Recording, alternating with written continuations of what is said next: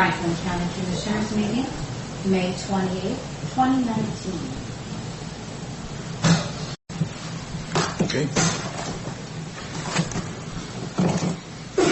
Good morning. It is 9 a.m. on our regular Tuesday morning meeting. We have a full complement of commissioners this morning. Keith, our administrator, and Karen, our clerk, and you have an audience this morning. So if you would join me with a pledge, please. Pledge allegiance to the flag of the United States of America and to the republic for which it stands, one nation, under God, indivisible, with liberty and justice for all. Thank you. And we don't have Chambers here this morning either. So we don't have young lady Lindsay Babcock from Junior, or from he's not here. Oh. Sure. Pardon? We can do the presentation of the certificate of appreciation if you'd like. Oh, okay. We can do that. Mr. Chambers is not present, but yeah. we can at least go through that item of business. Okay. We do have a certificate and a letter of recommendation on behalf of Franklin County. I'd like to express our gratitude for your faithful service as a Franklin County deputy from June 1, 1989 to May 31, 2019. Your contributions to the county and your years of service have been invaluable. Please accept this certificate of appreciation for your dedication and professionalism. We hope you know just how much we respect and value you as our colleague. You will be missed at Franklin County this 28th day of May. So this will get presented to him. Sheriff? They're without a call right now up north. Okay. Accept that for him, and I can't get it to him. Thank you. Thank you. So, like I say, carrying on, we do not have Lindsay Babcock from BLM or Gary Garnett from Hanford Advisory, so we'll move right down to 2060 Steering Committee. Kyle, please.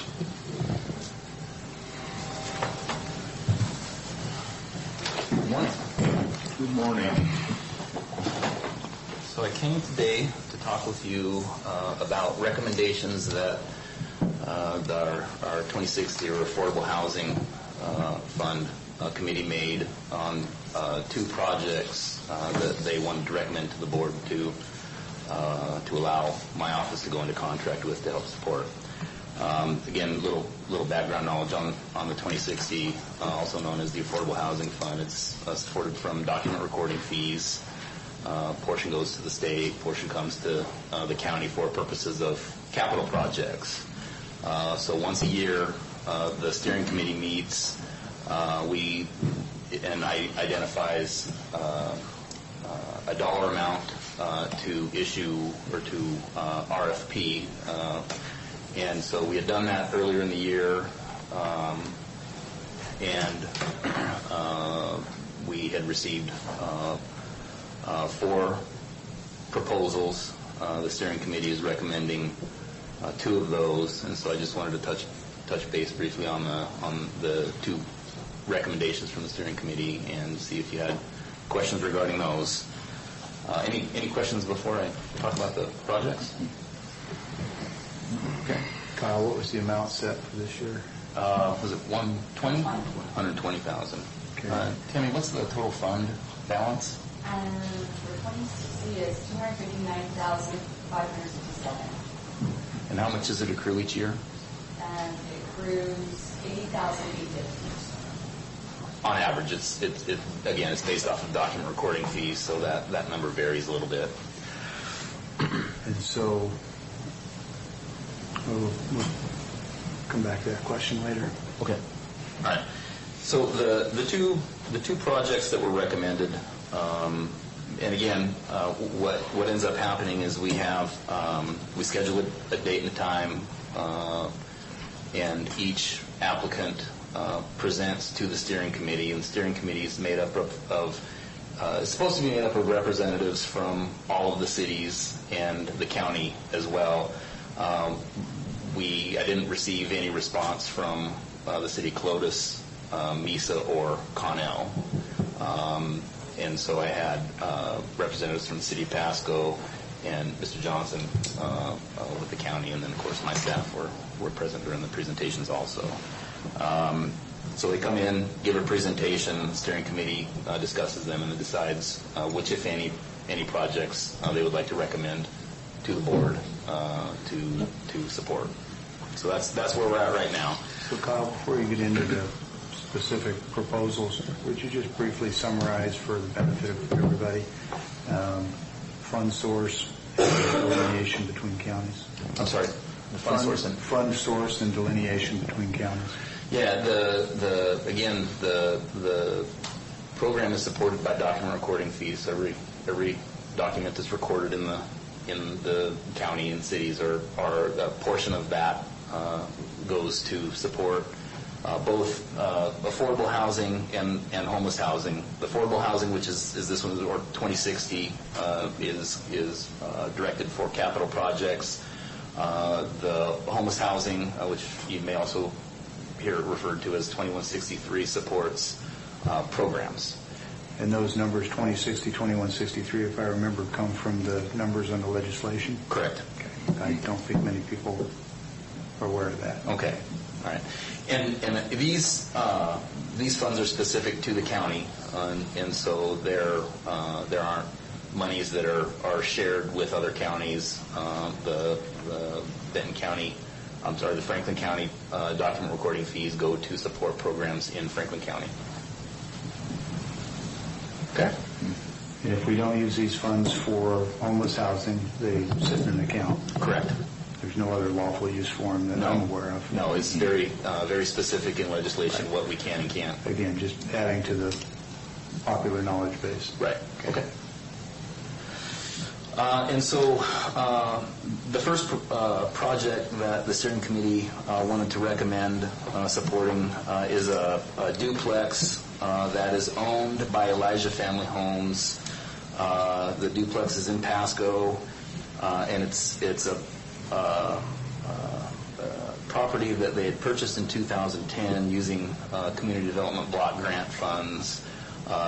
Franklin County in 15, I believe it was, used 2060 money to help with some energy efficient. They put in insulation, new exterior doors, and so they came back. Elijah Family Homes came back again this go around to try and finish up some of the program, the energy efficient problems that they've had with the property. It's an older property.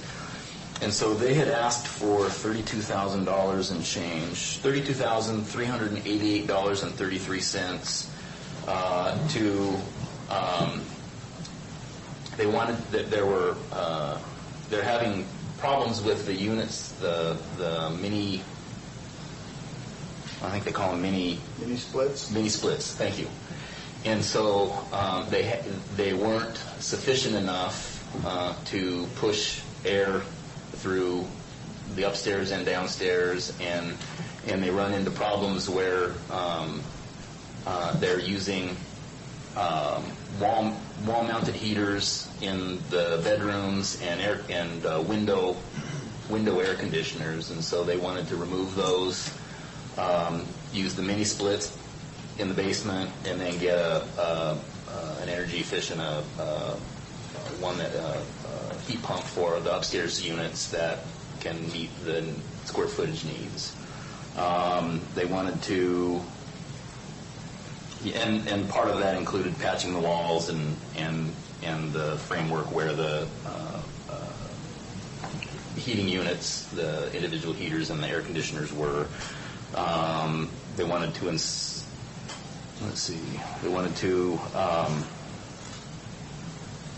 there was some water damage in the laundry room. They wanted to rip up the flooring there and then epoxy and seal the concrete.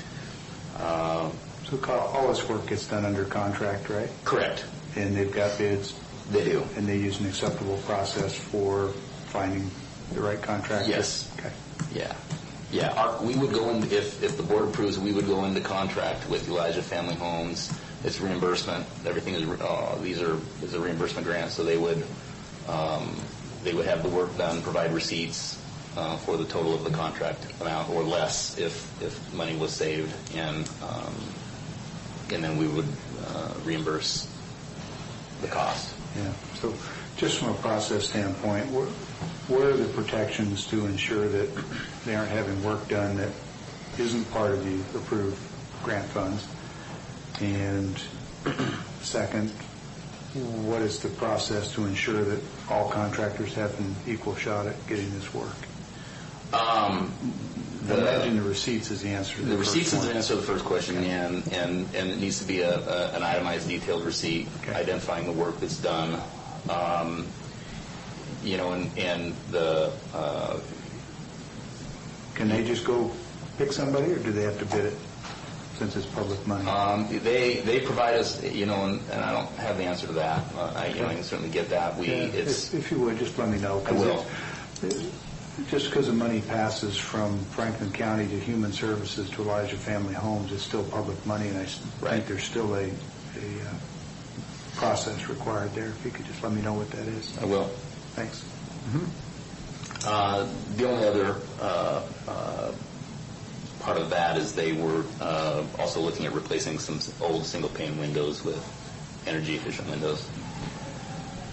Do you know if they're getting any other grant funds like the state funds for They are energy not. efficiency credits? And I think that came up in the meeting, but I think that the representative from the city had indicated that there had been, and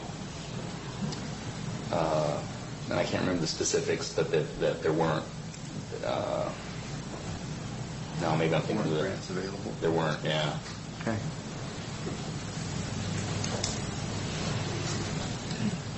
So these homes are helping out people in need of housing.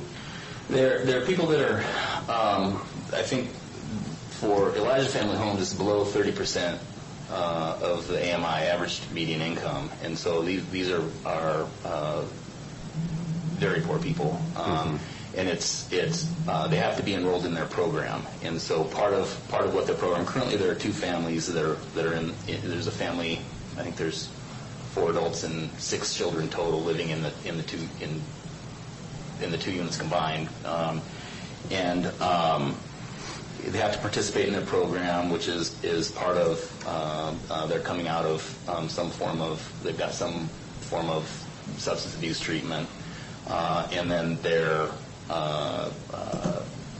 getting them job skills, getting them back to where they become productive, able to sustain themselves. So Elijah Family Homes is responsible for the property taxes, correct? Yes. Okay, so that's being paid. Is there drug evaluation done on these people after? There's as part of their program, they have to remain clean and sober. They have to participate in treatment. They have to. There's steps. I don't have a list of the steps right now, but I know Ryan Washburn, the person who presented it, talked about their program and how there's milestones that they have to meet, and then before they're ready to be transitioned into independent living, unsupported independent living. So they're conceding to drug testing then as they live in these homes. I don't know specifically. I can certainly find that out. I know that the representatives from Elijah Family Home are there's programs as part of the program. They have regular contact with individuals and make sure that they're meeting all of their benchmarks to be able to transition out of the house. Okay. Yeah, I'd like to know whether or not they have to forgo testing, because that's one of the avenues to make sure they they stay clean. Right. If we don't test them, we could be aiding and abetting in the breaking of the law right here in these homes and financing it. Yeah, and they very well may. That's not a specific question I asked them, Okay. but I certainly will. All right, thank you. Just clarification, you made reference to the term the average median. Of course, I know you know that median is the midpoint between on a frequency. So there's really no average median. Is it 30% of the median income in the community or 30% of the average? 30. Usually these It's are tied average. to the, Usually these are tied to the poverty rate, and Right. this one's not. And Yeah. I think if it is median, that's an equal number of people above a midpoint, equal number of people below the midpoint, and I don't know what that median number is. Do you? Off the top of my head, I don't. I know part of the requirement in statute is that it needs to be below 50% AMI, and so this is representing individuals that are below 30%. And they refer to AMI, average do. median income? Okay. You probably know off the top of your head what that statute is? It's it's the 26. I don't know. It's All right. I'll email. I can get it to you. It's an RCW. It's Yeah, the reason I'm curious is because it makes a big difference whether you're talking 30% of average income in the community or median income, which is usually what we talk about. yeah. I think the median income last time I checked in Pasco, in the locales was it high 40s, 50-ish? Sounds. So somewhere in that range, somewhere between high 40s and mid 50s. And so you take 30% of that, they've got to be below that. That means they're making less than $18,000 a year, probably. Right. Okay. So, like you said, not financially well off. Right. The second project the steering committee wanted to recommend supporting is one presented from the Pasco Housing Authority, and they've got a 44-unit property that they own. Was purchased with Housing Trust Fund dollars in '91, and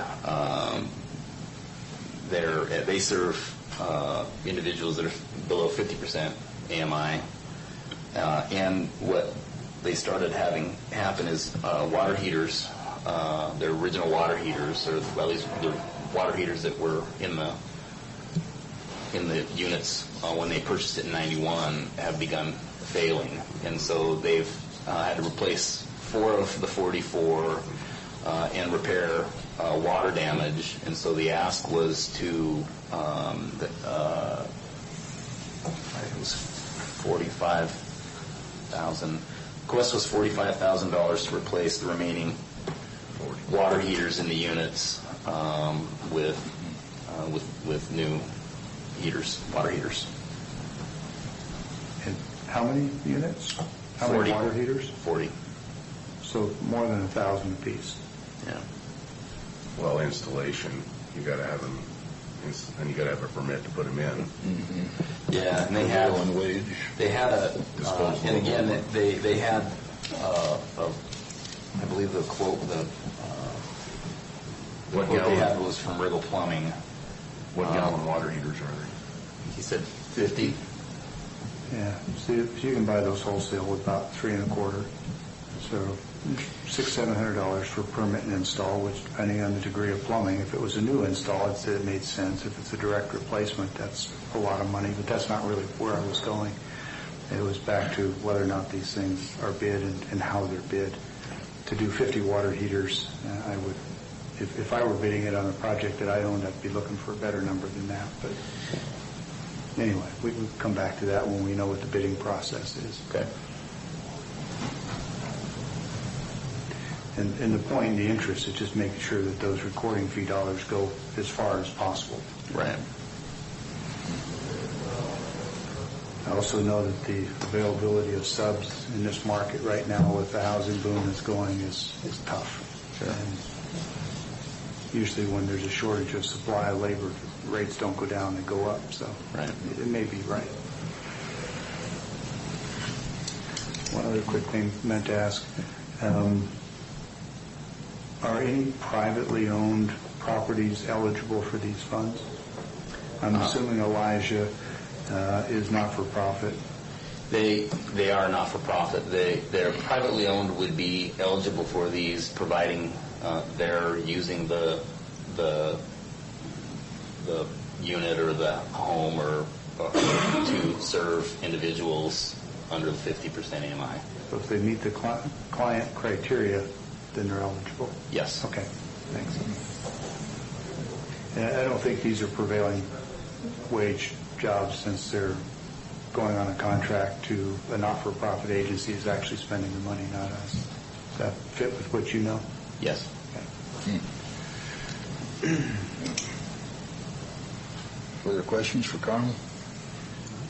Just a quick observation. Kyle's always managed this program really well. I appreciate the process of getting the cities and the key players around the table and having sort of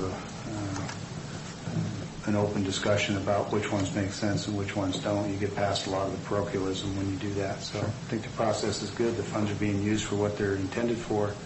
I don't have any concerns. Okay. Do we have a resolution or just need a consensus? No, just, and again, the questions that were asked, I'll be sure to get answers for. And then my hope was if the board was supportive of the programs. Yeah, and I can help you with that. Mr. Chairman, there's no resolution, but I'd move for consensus of the board or approval of the two proposed expenditures just briefed by Mr. Sullivan. Total amount of, well, one is $32,388.33 and the other is $45,000. Have mine also. So, have consensus from the board. Okay, and so I'll put contracts on consent agenda at a future date. Okay. If you would just maybe email us those answers before we see those. I will. Thanks. Thank you. Thanks.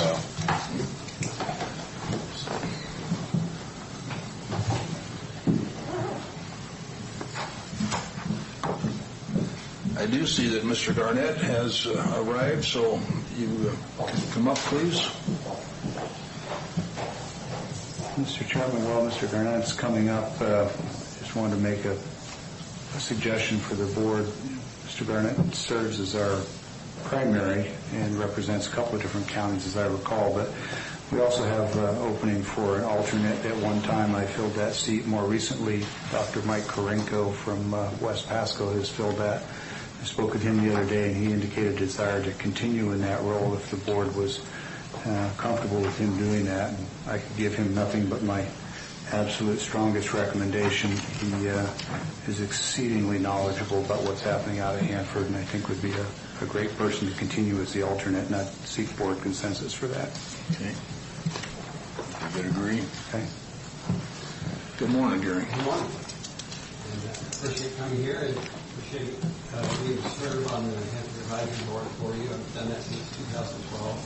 And I certainly agree with the recommendation about Mike Korenko continuing. He is the most knowledgeable person there.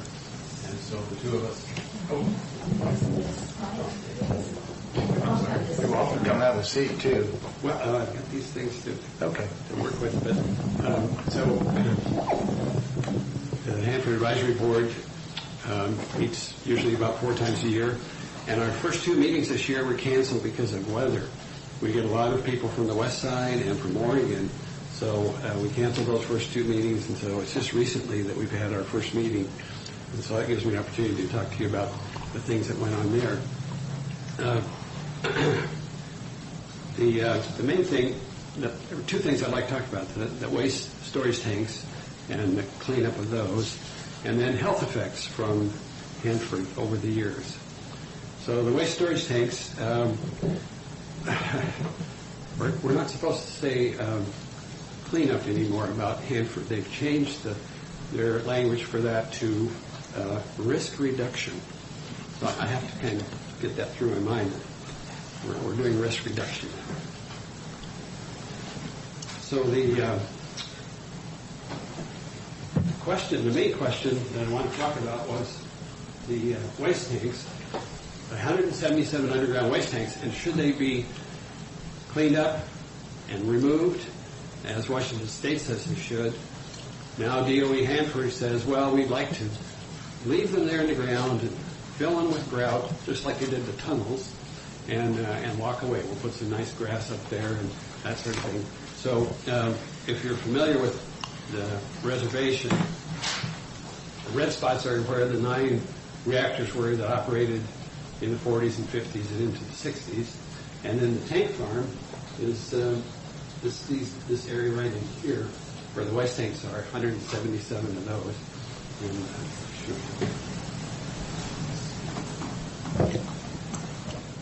So the question of the waste tanks comes down to should they be removed or should they be left in place?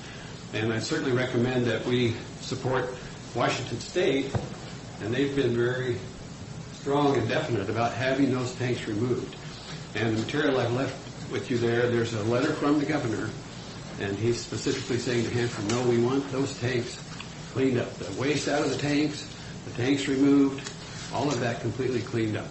And so I'm recommending to Grant County Commissioners, and I would to you, that we develop a letter in support of that for the state and make Hanford DOE aware of the fact that we do support that same recommendation from the state about removing the tanks. What do you think is the downside to removing them? Well, it's very difficult. It's going to take quite some time. It's going to be expensive. But to leave them in the ground just perpetuates this. Well, I'm well aware of the leaving them in the ground side. I'm just looking for the counter-argument to the removal. Oh, yes. There's time, there's cost. Any others that come to mind? No, and I was a bit surprised that DOE was saying that.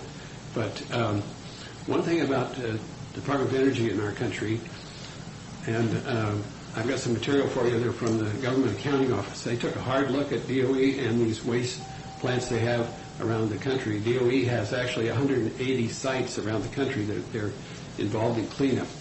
And Hanford's probably the worst, if not. Yeah, it's really at the top. So, but DOE says that they would like to leave those tanks in place and grout them. Now, the National DOE leaves those decisions up to the local. So it's the local leaders with the Department of Energy here in Richland that have made that decision, and they're telling the state that, no, we'd like to leave that waste that's still in those tanks, leave that in the tanks and put grout in just like we did with the tunnels, sand and gravel, and then we'll put some nice grass and brush over the top and walk away. So the state and certainly the Hanford Advisory Board is opposed to that. We want that cleaned up. And as we were saying, it's a long, difficult process, but it needs to be done. And they receive $2 billion a year to operate Hanford. The first $1 billion is for all the operations. The second $1 billion each year is for the construction of their waste treatment plant. And that was started in 2000. And at first they said they'd have it up and operating by 2019. Well, it's far short of that. And now they say, well, another 10, 15 years, maybe 2039 to operate that. Well, that means that material still stays in the ground, stays in those tanks. And I toured the waste treatment plant several times myself. It's 5 buildings, it's very complex, and I'm not an engineer, but I could look into the complexity there and see there are really a lot of things that can go wrong here. And when you have something go wrong in one of the 5 buildings and contaminate that building, then the whole thing is shut down. So they refer to constituents when they're talking about the chemical soup that exists there. And I know that some of the shorter-lived stuff like tritium is probably past its 10-year half-life. But there are other materials in there, if I remember, strontium and cesium in particular, that have a far, far, far longer half-life that none of us will ever come close to seeing. Am I on track with what I'm saying? Oh, yes, that's definitely true. That there would be, that stuff would have to We're talking tens or hundreds of thousands of years half-life. Yes, many centuries. Right. So it's a difficult situation. Well, I bring that up because grout on its first day is probably pretty good. The end of its first year, it's not quite as good. And as time goes on, it gets less and less good. And those constituents that are in the ground, the contamination, are going to be there far longer than any grout's ever going to survive. So there has to be a solution. This is the point I'm driving to. There has to be a removal remediation solution eventually, and the risk is only going to go up over time, as you just described, and the cost is not likely to go down. So for those reasons, it seems logical that we would take a position to remove, although it might not put us in good graces with DOE. I think it's the right thing for our citizens. Yes, the cost for Washington State to do that would be tremendous. These tank farms, here's a layout of the tank farms, 177 of those, and they cover quite a large area in the center of the reservation. And many of those have been in the ground since the mid-40s or earlier, and so they are very old. And they were carbon steel tanks. They weren't stainless steel. And they talk about double shell tanks, but actually that outer shell, I don't believe, is a containment shell. They really wanted what they called an annulus space between the tanks so that they could inspect and find any leaks coming from the main tank. So they can put cameras through there and they can discover if there's any leakage. So I don't see that second tank as being a containment vessel, but more allows them to inspect the primary vessel. Kind of like a floating boom around an oil spill. That's my analogy. Not much better. No, that's true. So the tanks themselves, as I said, were made of carbon steel, and they're quite large. You can see some workmen along the tanks in this photo, and it's quite a project to construct those and get them into the ground. And as I said, they've been there a long time. So the issue about grouting, I found this graphic just at the last meeting in a publication, and it was a very small graphic, so blowing it up, it gets kind of fuzzy, but I gave you a copy too. And this shows what DOE is proposing as far as grouting the tanks, where they would fill the tanks with grout, and then they would cover them. And so they've given this a lot of thought and preparation, so they're ready to go with actually turning to grout and then covering the tanks. Gary, this grout they're talking about, that's after they empty the tanks, obviously? Or? No, the idea is the waste that's in those tanks would remain in the tanks, and the grout would be there to stabilize and hopefully get that liquid to stay in the tank. So let me ask you this, Gary. On this our paper here that we got on this, it says that Department of Energy's Office of Environmental Management reported in January that the remaining cost of Hanford cleanup would cost $323 billion at best, or $677 billion at worst. Now, it was projected in 16 for $103 billion to $107 billion. Is that the grouting or is that the removal? What's the cost here that we're talking about on this increase of $323 billion at best? Oh, the higher cost would be the processing and removal, because that will take such a long time, and this building that they've had constructed for a long time, whether that will be able to handle that or they'll have to do something else. So it's a long-term cost. When they worked the holes out there and the equipment got contaminated, they buried it. Yes. How are they going to remove this steel that is contaminated, and where's it going to go? Well, and that was what the state was concerned about. They not only wanted the tanks cleaned out of chemical, but they want the tanks removed. And there's an area out there near the tank farms called Erdif, and it's great, big, huge pits in the ground that they'll be able to bury some materials there. Now, it depends on the level of contamination, what can go into Erdif and go into those burial pits. There's a lot of equipment and things like that out there, and I'm not sure if they would intend to put the tanks there, possibly, but otherwise I don't know how you move those tanks to another location off site, because it's So we're going to dig them up and plant them in another spot out of Hanford. You know, it would be hard to do anything other than bury them at Erdif. And so it's still got a long ways to go. It's a complex issue. But what I would suggest is ask you to take a look at the governor's letter and see if we could write a letter like that and in support.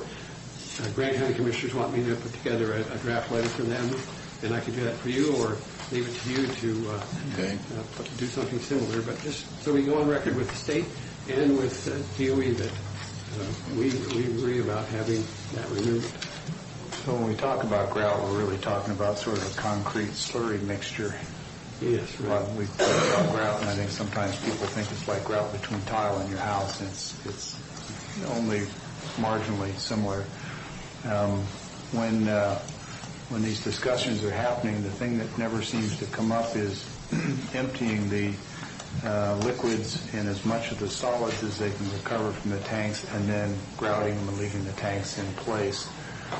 Have you heard any serious discussion of that option, and any thoughts as to why it never seems to get any traction? No, I haven't heard discussions of that at our advisory board meetings.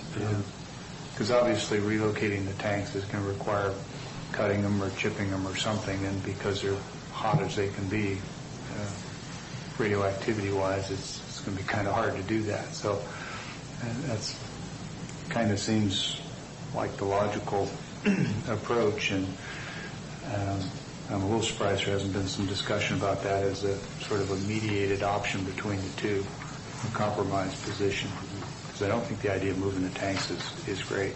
I don't think it's feasible, frankly. The other observation is the VIT plant was built to vitrify the liquids in those tanks, and we spent an awful lot of money on that facility. And if they grout these tanks, what are they going to use the VIT plant for? Yes, that was its only purpose. Yeah. And it puzzles me, too, that the construction has gone on so long, and it's been pushed out further and further and further to completion. And at $1 billion a year, that's money that could go a long ways in the other approach to dealing with that waste. And have you heard any discussion of the possibility of borating the tanks? You know, with the VIT plant idea is that vitrification, that glass has got boron, and that serves as a moderator that shuts down the fission process. Has anybody talked about borating those tanks and then grouting them? No, I haven't heard that. Okay. That's one of the ways you kill a nuclear reactor if it's in a runaway conditions. You dump boron into the water where the fuel is, and it kills the radioactivity or impedes it to the point where you don't have the problem. I guess what confuses me about grouting is that you take this bottle of water, for instance, and if you start putting something solid into that, the liquid's got to go somewhere. That's just like adding concrete into a post hole with some water in it. Right. And it's going to force the liquid someplace. That's why it almost has to be eliminated first and then grouted. But well, it's a difficult problem, and I wanted to bring you up to date on that from the perspective of the Hanford Advisory Board, and I'll be back in touch with you about what we do on that end, particularly if we develop a recommendation for the state. So as our representative on that board, I would ask you to just inquire, at least informally, about the discussion of boron as a way to neutralize what's there prior to grouting it, if that's the route they're going to go. Oh, good. Yes, I can raise that. But it sounds like the board's preference is to remove the liquids and as much of the solids as they can. I think you and I both know if you start trying to remove the solids in some of the older tanks, you're going to remove the bottom of the tank too, which is just going to create more problems. And my sense is that's DOE's real concern, is that some of the tanks are in bad enough shape that if you try to do much of anything with them, you may fail them through the bottom. Yes, I would think so. And since they're not stainless steel, they have a concrete base under them, but they've been in the ground a long time in that condition. The other item I wanted to mention today is a health issue, and that has to do with the health impacts of Eastern Washington from Hanford. And I was doing a lot of research on this, and I was finally able to find a book that went through a great deal of detail about what happened in terms of health effects to Eastern Washington. And this was from 1944 to 1956. They were operating and they were releasing radioactive iodine-131 through the stacks on those reactors. So the 9 reactors had very tall stacks on them. And a few years ago I talked to an elderly man from Seattle, and he told me that he was a meteorologist. And in the late 40s he'd heard these stories about these 9 reactors along the Columbia River. So he drove over to take a look for himself. And he was surprised at those very tall brick smokestacks by each reactor. So he went into Richland and got to talk to an official, and he said, I can bring my equipment over and study the winds and tell you how tall of stacks you need, but why did you build those that tall? They're much taller than you need. And the answer was, well, we didn't want to make the workers sick, which means we wanted that to go across the river and into Grant and Franklin County, and actually all over Eastern Washington, because we look at the people with damaged thyroid, it's all over Eastern Washington, Spokane and other areas. I grew up in Chelan, and my thyroid quit when I was about 12, and there went my sports plans. But I see Dr. Mundall in Connell because most of his patients are thyroid patients, so he knows how to deal with that kind of thing. So there are many of us out there with that lifelong difficulty that relates to Hanford. And so that was done intentionally. They knew what would be the effects, and they released all that material into the air, and they did that for 12 years. So that's just another issue that is out there. But I don't know if you had people come in and talk about that from Hanford, but the Groundwater Management Association that Commissioner Cook and I have both served on over the years has done a lot of hydrogeologic survey work throughout Grant and Adams and Franklin, and in more than one aquifer they found radioactive constituents that are tied to Hanford.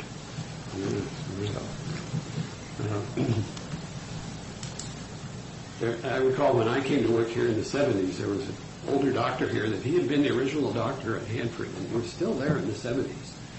And talking to other workers there, they got these stories about how during the war years, during these years when they were putting so much iodine out of the stacks and across the river, this doctor would send 2 of his helpers over to Grant and Franklin counties occasionally to buy a couple of lambs, and then he could sacrifice those and look at their organs and see what shape they were in.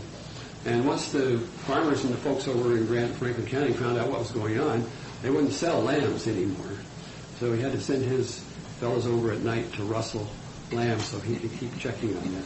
But so they are very much aware, but nothing was done in the operating days, and now it's a problem for us.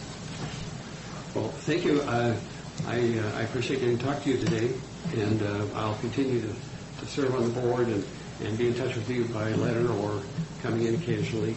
And thank Gary, you. one last question I'd like to ask you, and that is the fact that when they were started to build that bit plant, they shut it down for 2 years because of the possibility of a 10.0 earthquake, right?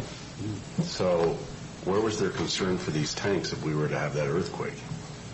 Yes, I'm not sure about that, but I know following the work on the bit plant, it's puzzling. They started the work on that in 2000, and they said they'd have it up and running by 2019, and it just made very slow progress. And now we're at 2019, and they're saying, well, 2029, 2039, somewhere out there they'll have that operate. So, it's a puzzle, but there aren't many options, and it makes it more and more difficult for us as we look at that. Just a money pit. Yep. Well, thank you. Thank you, sir. Thanks, I'll Gary. continue to work for you on that. Okay. Thank you.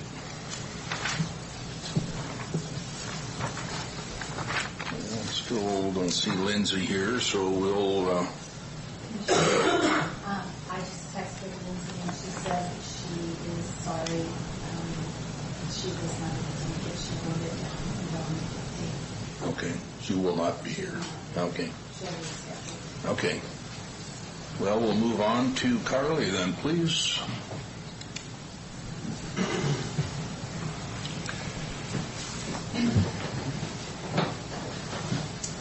Thank you, Mr. Chairman. Good morning, Commissioners. I am excited to bring you a proposal today that has been a long time in the making.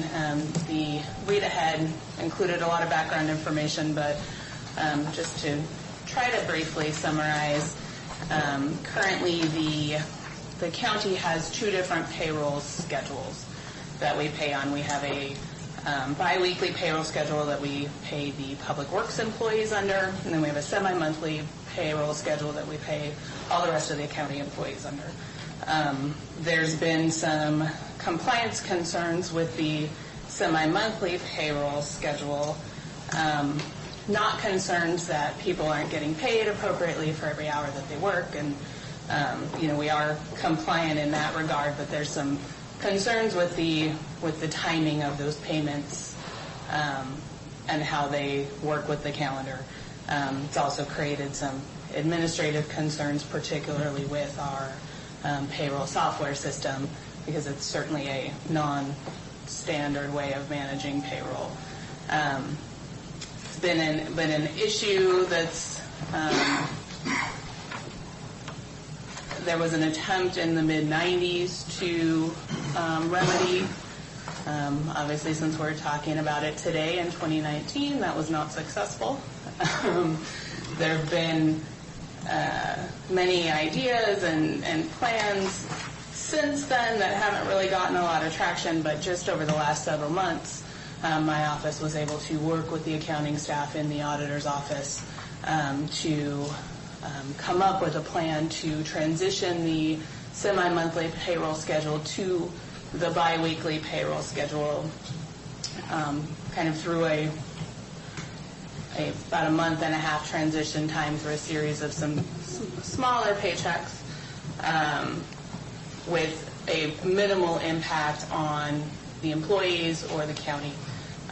We have coordinated with department heads and elected officials who are very supportive of the plan. We have also partnered with our union representative partners who are all in support of the plan. And so I am bringing the plan to the board today for approval so that we can continue the logistical process of making this happen, as well as informational meetings and education for employees between now and September, when this change would begin to happen. Smaller paychecks, but more frequent. Yes, for a short period of time. And then yes, going forward, there's 26 payrolls a year rather than 24. So. And this gets the state auditors off our back, who continue to tell us that the current practice is not technically lawful. Correct. Mr. Chairman, not to cut short discussion, we can certainly have more, but move for approval of Resolution 2019-151 as presented, entitled Adopting Biweekly Payroll Calendar for Salary Clearing Employees. And again, happy to entertain any further discussion. Seek a second. Okay. Is there any further discussion? Carly, is this going to put hardship on any of the employees? It's going to be I think a planning and communication. I think it's a change for employees. In the plan, we've mitigated potential hardship by allowing the option of employees to cash in some leave to front load what would have normally been paid in the 2019 calendar year that will now be paid just after the start of 2020 because of the way the biweekly payrolls fall. So like I say, we've mitigated that in the proposal by allowing the option for employees, and that will be part of those informational meetings for employees, as well as a tool to allow employees to calculate what that impact's going to look like for them. But we anticipate working closely with employees so that there are no surprises. And that's why I'm bringing it to you now, so that we've got 3 solid months of communication. Before this is implemented. Yes. And it said in here that if they worked overtime, that they had to wait a month to get that check or the next pay schedule. Now they will be paid for overtime if they earn it during That's one that of pay the period? yes. So that's one of the timing concerns because of the way that the timing of how the semi-monthly comes. There's a paycheck delay before someone's paid for overtime, and so now you'll be paid for your overtime at the same time you're paid for those hours worked. Okay. So it'll be more real-time pay, less adjustments, just fewer changes after the fact. They aren't going to, you're not taking any money away from them, and it's just change in the process of when the check comes. So, exactly. Like I say, they might need to, if they have a payment due on a certain date, they may need to do some adjustments on that internally, but they're not losing any revenue. Correct. That is absolutely correct. So we have a motion and a second. Anything further? All in favor? Aye. Aye. Thank Thanks. you.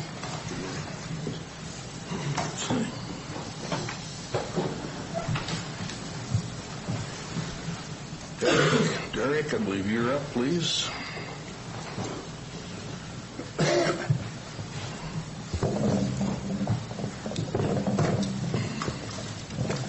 Thank you. Yes, this is a request to adopt an interim ordinance 03-2019, repealing ordinance 02-2019, and setting a date for a public hearing. There is a typo in the ASR ordinance in that the hearing date is the incorrect date. I apologize. I was looking at the wrong calendar. So the proper date will be being requested is July 9th, 2019, not July 11th. So this is a request to adopt interim ordinance 03-2019, creating a new chapter of the Franklin County Code, specifically Chapter 5.14, to be titled Hemp and Industrial Hemp Production, Processing, Transport, and Sales. This action will also repeal Ordinance 02-2019, which established a 6-month moratorium on the siting, licensing, production, processing, and sales of hemp or industrial hemp as provided for and defined in Engross Second Substitute Senate Bill 5276, and setting a date for a public hearing. Background is hemp is a product that for many decades in the United States was not legal in a raw form or for the growing. In 2014, Congress passed the 2014 Farm Bill, which included an allowance for states to start hemp production pilot programs and for such activity to be considered farming. In 2016, Washington State began pilot programs through the Washington Department of Agriculture, otherwise known as WSDA, for research purposes. Congress passed the Agriculture Improvement Act of 2018, allowing for states to commercially produce, process, transport, and sell hemp or industrial hemp. On April 25, 2019, the Washington State Legislature passed Engross Second Substitute Senate Bill 5276, which the governor signed on April 26, 2019, going into effect immediately. However, neither the USDA nor the WSDA had created final rules for the industry as directed by the bill. In response to this action, on May 14, 2019, Franklin County adopted Ordinance 02-2019, establishing up to a 6-month moratorium on the siting, licensing, production, processing, and sale of hemp or industrial hemp to allow for county staff to research the issue and determine how to best accommodate this new crop commodity. Since the moratorium was established, staff has researched potential and known impacts from such activities, the current regulatory and licensing process, and Franklin County Code. The results of that investigation are the basis for the proposed adoption of new FCC Chapter 5.14. This action was coordinated with the Planning Department and Jennifer Johnson's Prosecutor's Office and County Administrator. And the attached ordinance provides the preliminary findings of fact, and further internal coordination will continue in advance of the required public hearing. Staff is recommending the adoption of O3-2019, creating a new Franklin County Code Chapter 5.14 regarding hemp facilities within Franklin County, Washington, as provided for in the attached ordinance and Attachment A. The repeal of Ordinance O2-2019 and the setting a date for a public hearing before the Board of Commissioners on July 9, 2019, which is within the 60 days of the imposition of the moratorium. And I'm happy to entertain or answer any questions. Questions, gentlemen?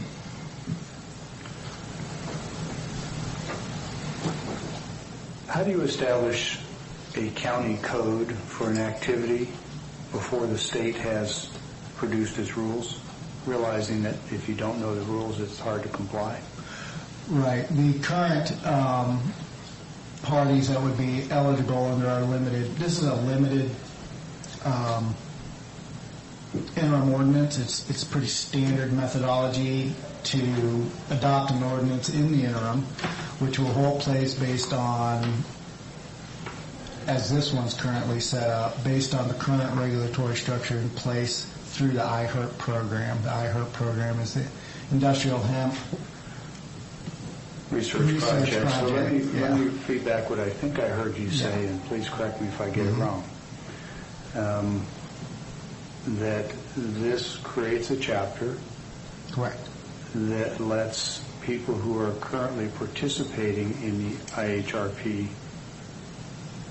then grow outside of that program, but under those program guidelines and rules. It's not that it's outside of that program at this point, based on my, I was able to do more research. Then let me ask you. Okay. Then if it doesn't allow growing outside of that program, what does it allow? Because the people in that program can currently grow under that program. Are you talking about what does the proposed ordinance do? Right. The proposed ordinance declares that Franklin County recognizes hemp as an agricultural project as defined under our right to farm. That's also why it is not in the zoning code. We don't list what crops are or are not listed for growing in the zoning code or anything like that. And that's why it's a creation of a new chapter. It's to acknowledge that under certain circumstances, Franklin County, as far as nuisance regulations go, offers the right to farm protections for these activities, providing that those activities are licensed and part of the IHERP program. They possess that license as of June 1st, 2019, and that they are within, or no closer than 2,620, or 40, half a mile from before we get into the weeds, zones. let's stay kind of on the big picture here, which is the intent of the ordinance to allow growers to grow hemp, growers who are not in the IHRP. No. It is for at this time, due to the interim nature of the ordinance, it is only for those parties that are in the right now. Okay. Well, that's okay. I see what you're asking. Let me make sure I'm understanding the question. You have IHERPs participants. Right. Then you have people that weren't actively in the IHERP program. Who have never been in the program. Correct. Okay. And who would like to now grow. Right. There is Would this ordinance allow them to grow? As long as they meet the requirements, have their license in place, and everything else of the WS. They would be able to grow. The IHERP program is the rule and regulation system that is being processed forward until the new rules. So in other words... Okay, now I have to stop you there because neither you nor I know that. I've talked to people in Olympia, and you're right, they are working on rules, but the rules of IHRP, at least to my knowledge, have not been formally adopted as the rules for hemp growing outside of IHRP. And if you know differently, then that would be very helpful. Yeah, Because if you read the WAC that you cited, 10510, and you read the very first sentence of the very first page, it clearly says that the purpose of that WAC is only for IHRP. Now, I'm not trying to telegraph whether I'm trying to find a way for people to grow outside of IHRP or not. What I'm trying to do is help us clear what is a very complex web of governmental, in my opinion, nonsense. When they pass legislation, as I said last week, it's only a statement of legislative intent. 5276 specifically says that it's subject to WSDA, Washington State Department of Agriculture, developing these rules. And that's my concern, is that if we try to make rules before we know what the state rules are, we put ourselves and our growers in a pickle. A grower goes out and invests a lot of money, and then suddenly the rules change midstream, which is why last week I made the request that we look into an option where we draft and consider adopting an interim set of rules that would allow people to grow outside of IHRP so long as they were willing to, one, do it under an initial set of guidelines that the county would adopt, which would be very similar to what you've got in your package, and two, and this is the key part, acknowledge and accept that if the state comes down with a set of rules that necessitates us adjusting our rules, specifically making them more restrictive, that they would agree to abide by those and that there wouldn't be a grandfathering effect because they started before the state rules came in. That, to me, seems like the logical compromise to help people get into the market early, so long as they're willing to accept that when the state finally does publish their rules, they may have to adjust. I don't see that this package does that. Derek, can I ask you a question? So this is going to allow the people that were participating in IHARP to plant. And anybody that wants to get into IHARP and go through the rigmarole can plant, but anybody outside of that cannot plant, correct? Correct. If we don't allow this to happen, what rights do these farmers have under the right to farm to come against Franklin County? If we deprive them of the right to farm. If we do nothing. Exactly. I mean, they would have a right to appeal those decisions, or that, how exactly it would play out, I don't know. They would have a potential challenge, just like what happened with I-502 when various... I think you want to be a little careful about wading into legal observations here, because there's nothing in the right to farm ordinance that authorizes an unsanctioned or unlawful farming activity until the state adopts rules consistent with the law, 5276. It would be an unlawful activity, which is why I'm trying to push for an interim measure that allows them to grow immediately under the IHARP rules, but acknowledging that there's no grandfathering, so that when the state rules come in, the county is not in a pickle, nor is the farmer. Okay, there's a few things here, and if you'll grant me the patience to, or work with me to articulate it how I best can do so. The rules of the IHRP are to continue forward until such time as the state, and that's not under me, that's under the Senate, it states, if the department adopts rules implementing this chapter that are effective by June 1, persons licensed to grow hemp under the Chapter 15120 RCW may transfer into the regulatory program established in this chapter and continue hemp production under this chapter. If the department adopts rules implementing this chapter that are effective after June 1, 2019, people licensed to grow hemp under Chapter 15120, which is the IHRP program, may continue hemp production under this chapter as of the effective date of the rules. Immediately upon the effective date of this section and before adoption of the rules implementing this chapter, persons licensed to grow hemp under 15-120 may produce hemp in a manner otherwise consistent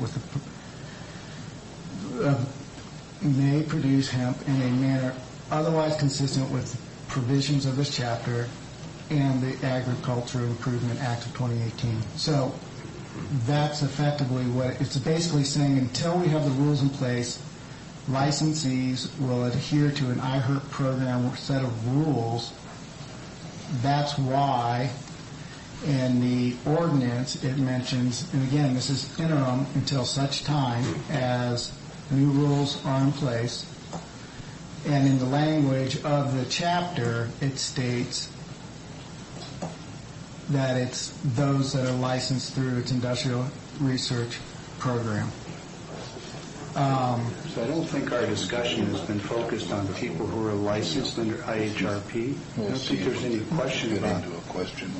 I don't think there's a question about that. If they want to participate under IHRP and they get a license and they follow the rules, I don't have any question about that. What I'm talking about is how do we help farmers get into the commercial commodity side outside of IHRP quickly. We can't. Well, I'm arguing that we can, and let me again posit the way I think we can do it, which is that you create a county ordinance and you establish rules that are predicated on, you can cite all the things you've already cited, although none of them directly bear on it, and you say these are the rules that we're establishing in anticipation of WSDA's rules. And we're doing this under our Right to Farm ordinance to support our farming community. And the ask of the farming community is that in exchange for getting a jump start on the market, that when WSDA comes out with their rules, they acknowledge and will accept and adopt those rules. And if it doesn't require a modification to our rules, then we don't need to make a change. But we have to have some sort of a vehicle. Otherwise, we create a situation where we grandfather farmers to do something that's not lawful. That's not good for them. It's not good for the county. Derek, if I might add here, we're at the point in time where we can keep debating this all we want, but there's a window of opportunity for the ones that are participating in our IHARP that want to get going on planting this. And if they don't get that opportunity, they will lose that window of opportunity. Mm-hmm. And I think it's very important that we allow those ones that are participating in IHARP and now want to join IHARP can get to raising this year. Mm-hmm. If we keep digging around here, they won't have that opportunity until the rules and regs come out. I think what you put together here is good. I'm in favor of it. And I got to ask you, how many other counties are allowing everyone to plant hemp if they so choose? To be honest, I'm not aware of any other counties that put a moratorium in place other than us. Well, the only ones that did it. That I'm aware of. I can't say that that's the case. So up in Grant County, if they want to plant it, they're planting it regardless of the rules and regs. I can't speak to what's happening in Grant County. I'm sorry. It's not my realm of... And I noticed we have the president of Farm Bureau, and he's done a consensus of Farm Bureau, and I was wondering if there's a possibility of maybe letting Mr. Alford speak, because I know his time is important, and I'd like to hear what he has to say about Farm Bureau. Mr. Chairman, I'm happy to hear from Mr. Alford, but I'd like to finish some board discussion before we go there. Derek, as I've now stated 3 times, there is a way with an ordinance as short as this to open the playing field to anyone who wants to grow hemp in Franklin County, whether they're IHRP or not. What is the, if you think there is, what is the argument for giving IHRP participants a head start over all of our other farmers in the county who might want to get into this commodity? It's the issue of licensing.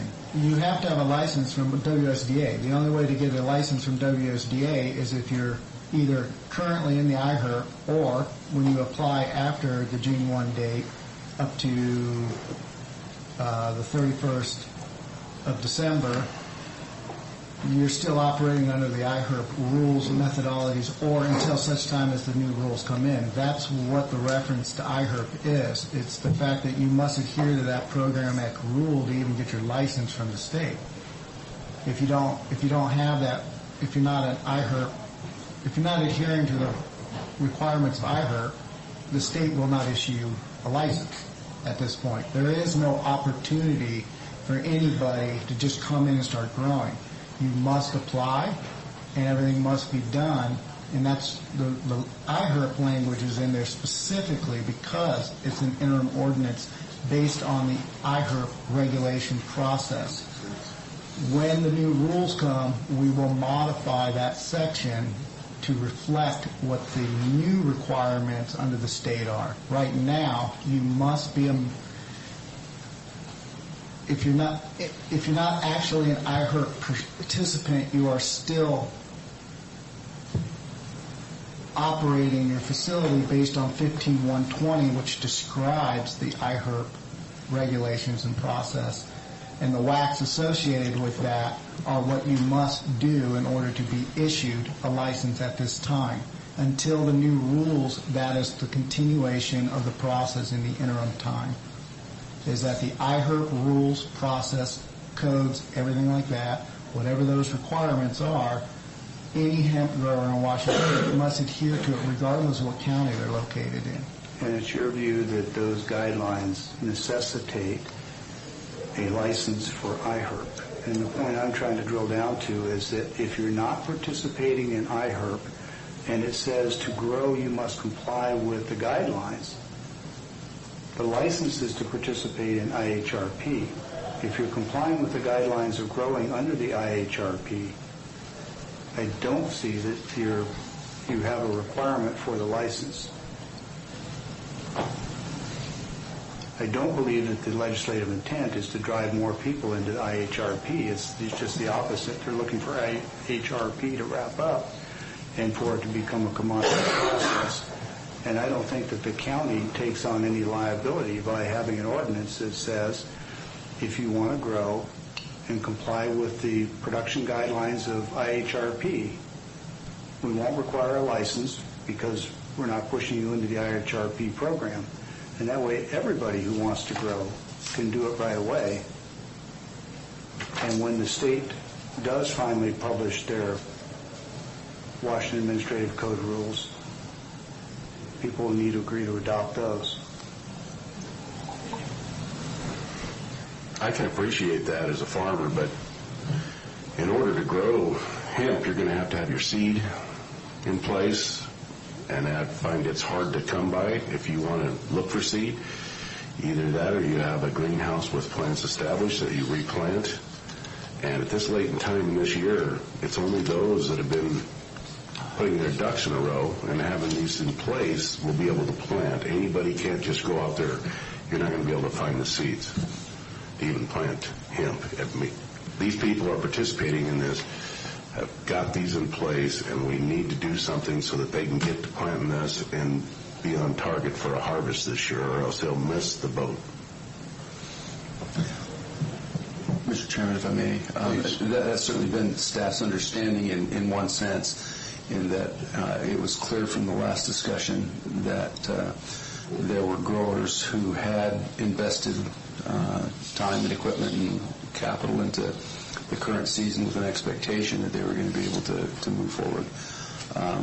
And so it seemed like we had a direction from the board to move quickly to try to lift the moratorium and establish an environment where the county wasn't necessarily picking winners and losers, but we were trying to allow those who had licensure from the state and had that expectation of being able to move forward to do so, but without creating some of the secondary problems that we had anticipated at the time we implemented the moratorium. So my direction to Derek and the staff, and certainly their follow-up, was to try to create an environment. And our understanding has been that the only people allowed to grow in the current environment is those that have the state licensure and are participating in the IHRP program. And that's for our IHRP purposes, it's not for commodities. Correct. So I hear what you're saying, and I think you make an excellent point here. I'm thinking, though, that we can address that within the process of moving forward to permanent rules and our public hearing, but still allow us to lift the current moratorium that's probably too restrictive at the time, but it gives us some time to draft the rules that we would need to make sure that farmers that want to get into this commodities side of it are able to do so. So I would point out that there are people growing hemp in other states who are not participating in Washington's IHRP who are better positioned to come in and start growing hemp probably than some of the IHRP people growing in our county. So it's an unwarranted assumption that we should write rules based on who is in IHRP because they're presently better positioned or equipped. That's point one. Point two, I absolutely don't like the notion of government, local, national, or anywhere else picking winners and losers in the marketplace. People who work hard and earn their way deserve to win. So I don't think that those are justifiable assumptions. There are people growing in other states, like I say, who are well prepared to start. Even if I'm wrong about that, and I don't think I am, but even if I am, I don't see the harm in opening the playing field to everybody with an ordinance that says repeal the moratorium, and if you want to come in and grow, and acknowledge that when the state rules come in, you'll comply with those. The risk, if you will, is that the state comes along and says, and Jennifer's probably going to say this too, the state's going to come along and say, well, you can't allow somebody to engage in an activity outside of IHRP because the rules are not in place yet. And the answer to that is they're complying with legislative intent, and the fact that you haven't made up your rules yet is problematic perhaps for you, but I don't see them prosecuting somebody for a legislatively approved activity that's already approved under IHRP. I just don't see the state taking action against anybody for that. The new legislature that they put out does actually require them to be a part of the IHRP. Up a little closer to the mic, Jen, please. It does require them to be part of that program. So somebody coming from out of state would actually have to apply for that program to grow here legally. We cannot at this time open it up to everybody. So you're saying that 5276 requires them to be part of IHRP? Correct. Yes. Okay. So the whole point of the moratorium originally, we set this up to prevent people that were uneducated on the new laws to just get excited and start planting hemp and then have to rip everything out when they found out they were not in compliance with state law. We had looked into it, and at the time, that program had told us that nobody was growing here in Franklin County. Well, apparently their licenses were issued in nearby counties, but their farms were actually in Franklin County. So now we're trying to withdraw that moratorium and put something in place to protect those farmers that are already in that established program. Now, once the rules all come out, maybe they'll change it, and maybe you don't need to be in that program, but right now you do. So if we were to do a ordinance that allowed a normal farmer that's not in that program to start growing hemp, they would be in violation of state law, and I do think we would be liable for something like that.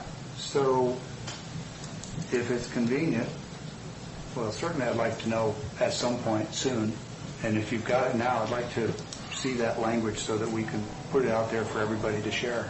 I don't have it handy. Okay. I know it's Which language specifically? in there, the one that required them to be part of license? that program, yeah, and have it licensed. Yeah, well, Section 6 talks about how you must issue hemp licenses, so that's going to continue, that the Department of Ag will issue licenses. Then,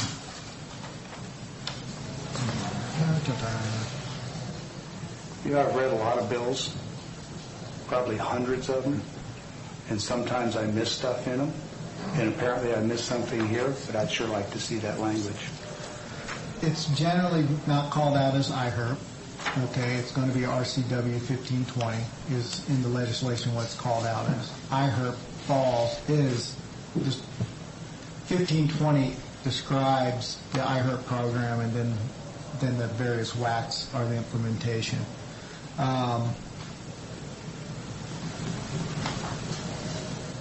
But Section 3, subsection 3,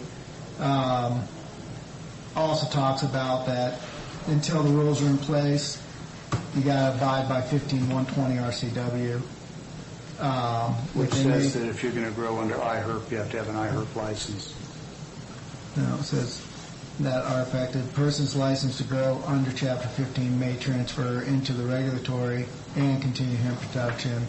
If the rules come out after, there are people licensed to grow hemp under 15120 may continue hemp productions under this chapter as of the effective date of the rules.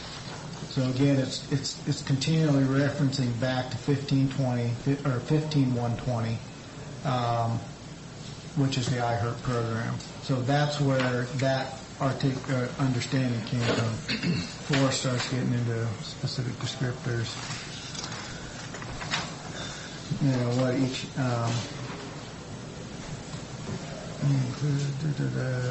hemp. Okay. Farmers develop post-harvest test protocols. Section 6 must issue hemp producer licenses to applicants qualified. Plan must identify qualifications for licensed applicants.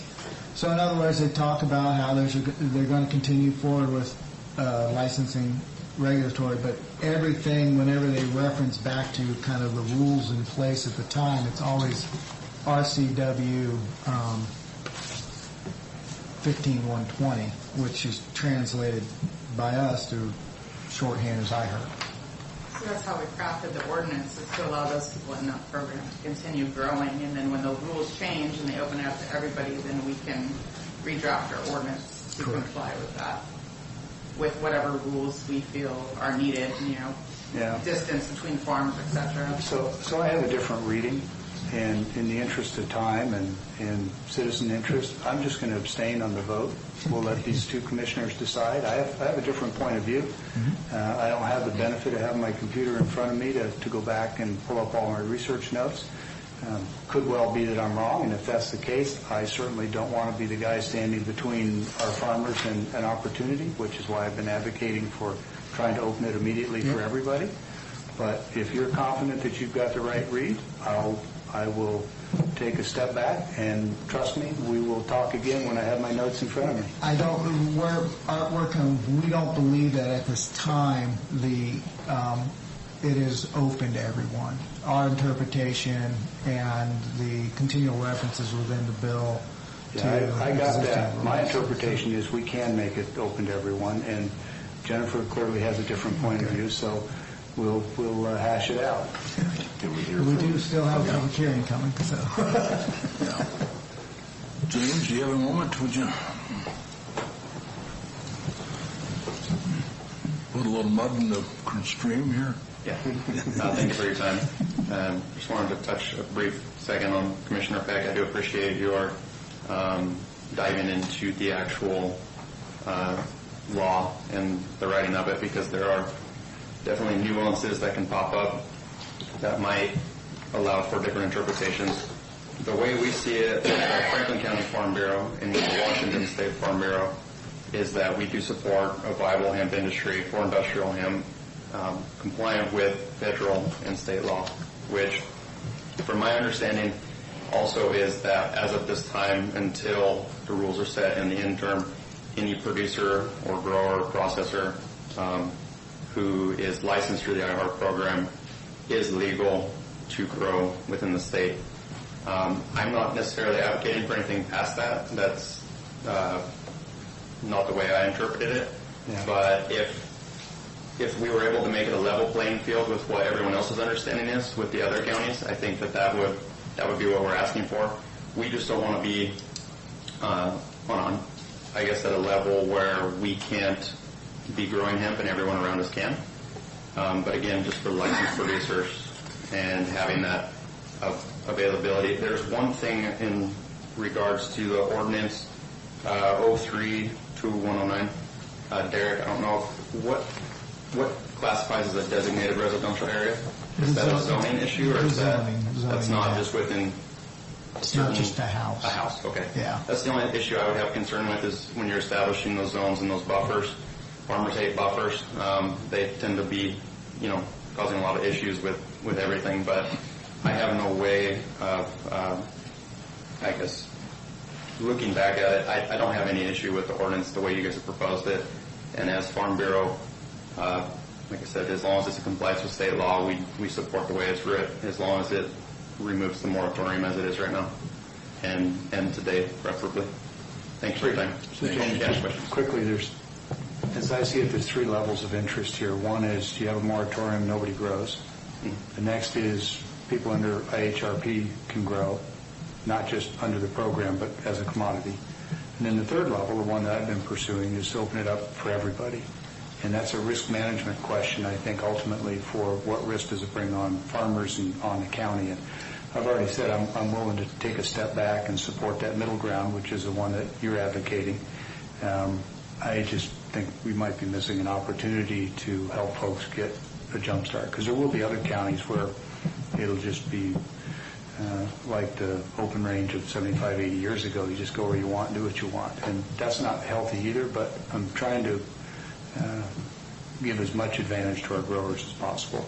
So. 2 things. I appreciate the advantage to the farmers, being that we are a very pro-farming county. One thing is, if we were wide open and anyone is able to go plant, if it is in conflict with state law, I'd be worried about state enforcement action, and that could potentially backfire on our local farmers. So at this time, Farm Bureau won't advocate for that until maybe a further interpretation has been explained more fully. But and then in addition to that, if there were an opportunity for us to be more competitive than other counties, we are for that. But we're here today advocating that we're not put at a disadvantage.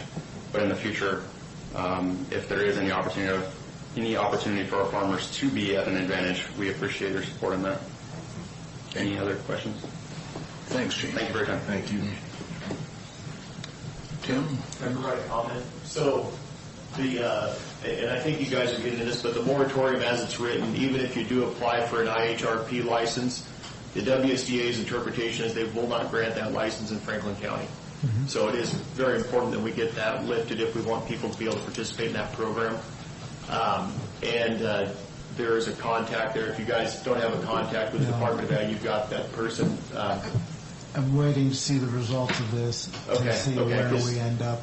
Yeah, well, this legislation started to change. I started to apply for an application in February for a research project that we were doing for herbicides to control weeds in the crop, and they told me to hold off on the application because rules were going to change. And literally, I think the night after the ordinance was put in place, I got a phone call that said your license is on hold because of the ordinance, provided that you're not within city limits if you're within the county. So, like I said, as it's written right now, WSDA's interpretation is no hemp in Franklin County and the unincorporated areas of Franklin County. It's clear there's plenty of support to lift the moratorium. It's what we put in place of it. Right. Do you have an opinion on who we let grow? Just IHRP members, or? I think that if we let growers outside of the IHRP grow, that it could put them at risk. So, I'm sorry, put those growers at risk? Yeah, I worry about that if they're growing outside of what the state allows, outside of the state statutes, and obviously I'm not familiar with that terminology very well, but I think that it could put them at risk, and it's going to be an expensive crop to grow. Yeah. We're running against the window of being able to plant it and actually have a viable crop this season. I think you've probably got 2 to 3 weeks to plant it and get a viable crop would be my guess, but we're going to learn more about that this season. I think that's the question, is whether or not growers could, in fact, grow it outside the IHRP without legal consequence. But we'll deal with that offline. Yeah, but that, I would be concerned with that. So, thanks. Sure. You guys know me. I'm Matthew Morrell. I came to talk to you guys last week. If we grow outside of IHRP, there's not going to be any testing regulations. In IHRP right now, you have to have your crop tested 30 days before harvest. Mm-hmm. If you open that up to everybody, who's going to regulate your crop? Yeah, that is a huge liability for the county. Yeah. Huge liability for the county. I would not recommend getting away from IHRP at all. Are you in IHRP? Yes, I am. I would let the state regulate that 100% and wash your guys' hands of it. I wouldn't want to be liable for somebody's crop falling into your guys' lap because you guys are putting your own rules and regulations on it. Matthew, how many participants do you think we're going to have in Franklin County that are in it? As of right now, there's me, WSU already has their license, the gentleman that just showed up, and I do think there's 4 other people that are going to grow in Franklin County. That's where the fields are at. They're licensed outside of the county, but most of us farm in Franklin County. It's just where most of the farm ground is. And they're all members of... They're all members of IHRP, and we're waiting on this to be able to push As it a through. farmer that grows this, what window of opportunity do we have? We heard maybe 2 to 3 weeks. What do you think the window of opportunity is? To produce a crop... To get a crop in the ground right now. That's going to be worth anything, we need to be in no later than, and I do mean no later than, with the starts and everything, by the 5th to the 10th of June. Otherwise, your yield isn't going to be worth doing. That's 2 weeks. So, and you're going to be sitting in the wind. So with the millions of dollars that most of these people have invested into it, that's a huge liability. Thanks, Matthew. Well, we do have an ordinance in front of us.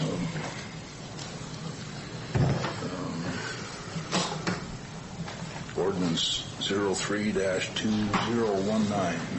But we have to, in the motion, we have to repeal this.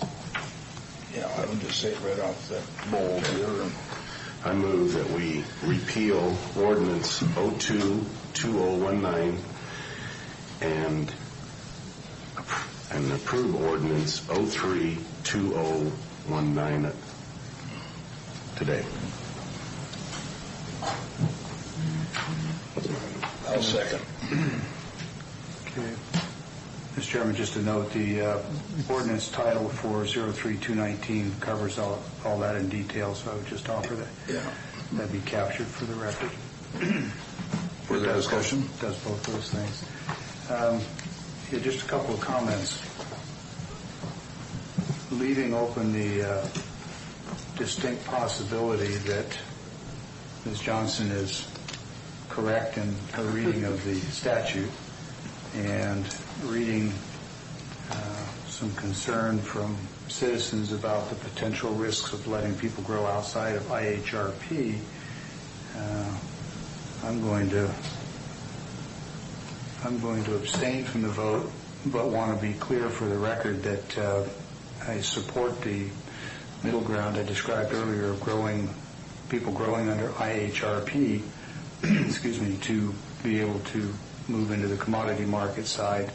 And my concern rests solely with the notion that I think we may be missing an opportunity to open it up to everybody, and recognizing that there's clearly 2 votes in favor. It does no harm to those people under IHRP for me to abstain. So mostly an expression of support to try and get as many people into the industry as quickly as possible is what I'm doing. And that's it. Further discussion? All in favor? Aye. Aye. And I'll abstain for the reasons already read into the record. All right. Thank you. Thank you. Go ahead and sign it, Commissioner, and I'll put us abstained above it. Sure. With that, Mr. Chairman, if you permit me just one other comment. It just occurred to me, some people might assume, think possible that maybe I have some affiliation with the industry or somebody who's growing, and that's why I'm pushing so hard to try and get as many growers in as I can.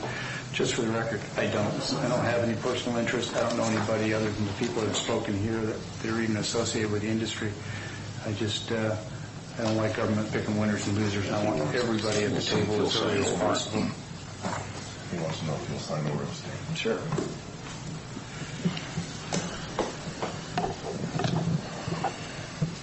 Public comment period. Anybody?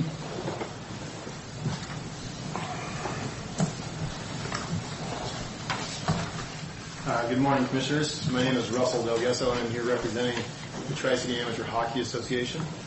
I want to apologize for my casual appearance. I was out of town this morning on my day off, and I got a call to be here, so when membership asks, you act. The reason for my appearance here is back in January of this year, the expiration of our previous 5-year contract with the track ice pavilion came up, and we engaged in the process of discussing a new contract with track management, the general manager and some of his employees. In May 1st of this month, we drafted and provided a tentative contract for consideration, and we have not heard back from the track facility. And I'm here this morning seeking advice or direction from top down as to how to continue to pursue contract negotiations with the track when we've got kind of a deadline there. I think it's real simple. You meet with our county administrator to whom the track staff reports. Okay. Well, that sounds simple.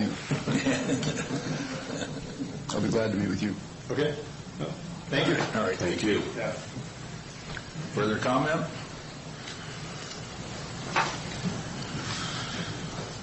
Morning, gentlemen. My name is Trevor Gamache, and I live on Foster Wells. Lived there for about 16 years, and I want to thank you guys for last week's approval of the $500,000 that you allocated for the Pasco Waste Facility. And after being there for 16 years, we've been dealing with the stink, the stench, the inconveniences. It's become basically a health issue, I believe. I've got grandkids. Last week, right after, I think the meeting was on Tuesday, our grandkids were over. My 4-year-old granddaughter went outside real quick, and she turned around and plugged her nose and ran back inside the house because she said it stunk so bad. I've had headaches, I've had stomach aches. It hits you like a brick wall sometimes.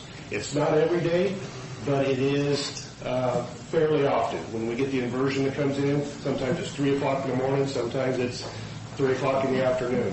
There has been a couple of instances last week with the inconsistency of the weather that we had some pretty foul smell.